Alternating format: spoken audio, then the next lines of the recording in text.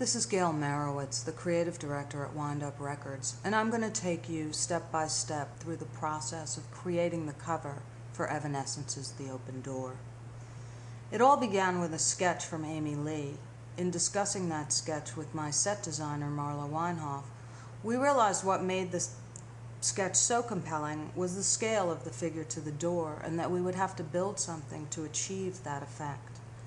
I chose to shoot at the Angel Oren Sands Foundation on the Lower East Side of Manhattan because it afforded us ornate and beautiful interior details while giving us enough volume and space to accommodate the set that we built, which, as you can see here, is over 25 feet tall and nearly 20 feet wide.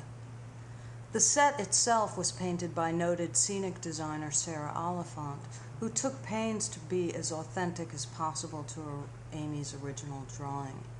The canvas for the door was painted separately and wrapped around a wooden frame, which we then adhered to the backdrop, effectively creating a moving environment.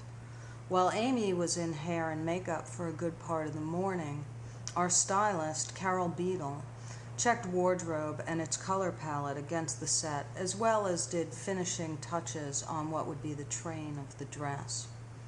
During this time, our photographer, Frank Ockenfels, also took Polaroids of the set to check composition and lighting.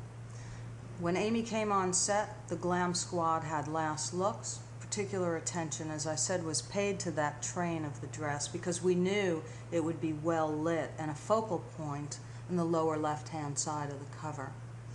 We were then finally ready to go to Polaroid with our talent. After examining the Polaroids carefully for lighting, for composition, for color, and a final consultation between Frank Ockenfels and Amy for her approval, we were ready to go to film. Frank directed Amy to achieve variation in body positions as well as changing up the lighting, which would offer us a lot of possibilities when the contact sheets came in.